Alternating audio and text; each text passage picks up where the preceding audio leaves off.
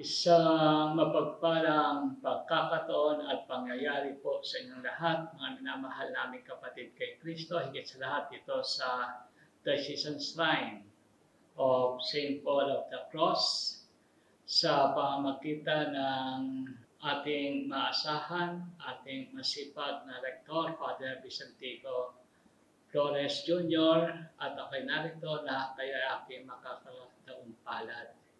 Mga kapatid, kayo po ba ay nakahanda na sa darating na Mayo 12?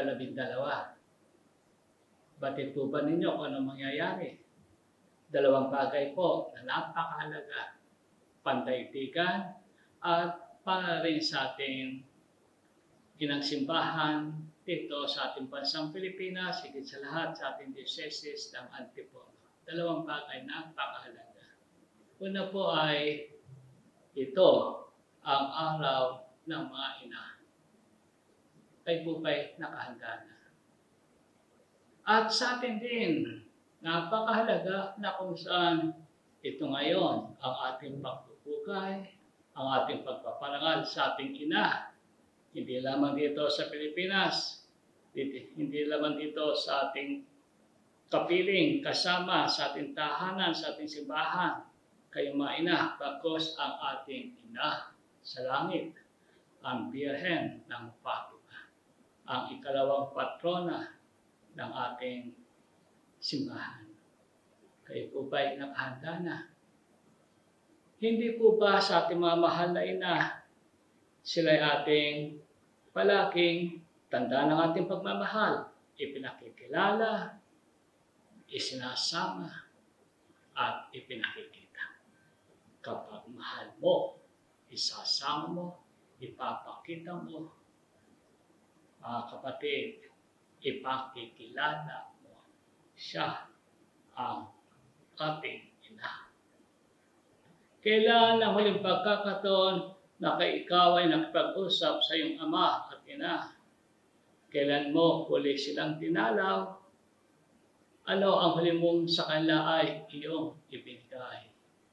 Lahat ibigay sa atin ng ating mahal na ina. At napaganda sapagkat naisip po ba ninyo na kung saan alam ko na kung saan pinag-isipan, pinag-inayang mabuti ni Father Vic ang ano na ito na italaga ang ating pagpaparangal, ating pagtatanghal sa Pinang Fatima bilang regalo ninyo ng ating parokya, ng ating tambana, hindi lamang sa lalawigan ng Rizal, hindi lamang sa Diocese ng Antipolo, bagkus sa inang bansang Pilipinas, sa inang simbahan ng ating minamahal na bansang Pilipinas. Ito ang ating regalo.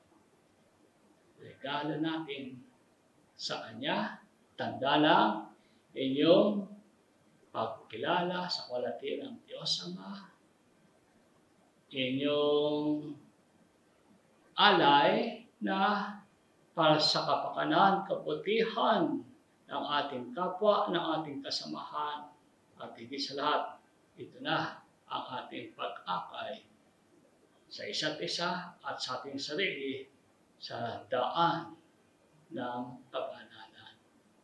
Mga kapatid, kayo po ba'y nakahanda na? At dahil dito kami po ay nagaya sa inyo na kung saan sa ating mga mahal na ina dito sa ating piling, sa ating dakilang ina sa langit, ang Birheng Fatima, huwag po kayong mawawala. Kayo po ay naharapat na tumulaw na tumating.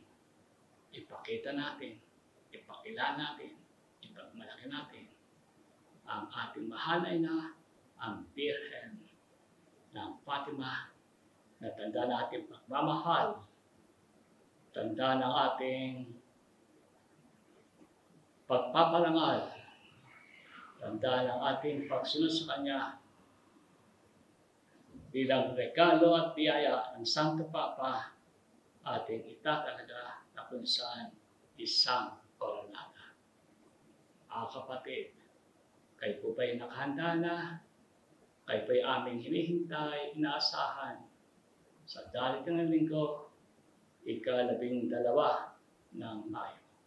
Kasama po ng ating mahal na Rector, Father Vicentico, ang Vice Pastoral Council, Finance Council, ang ating mga hermano at hermana.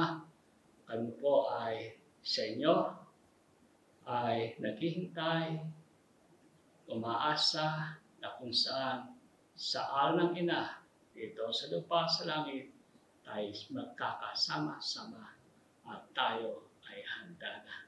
Maraming pong salamat.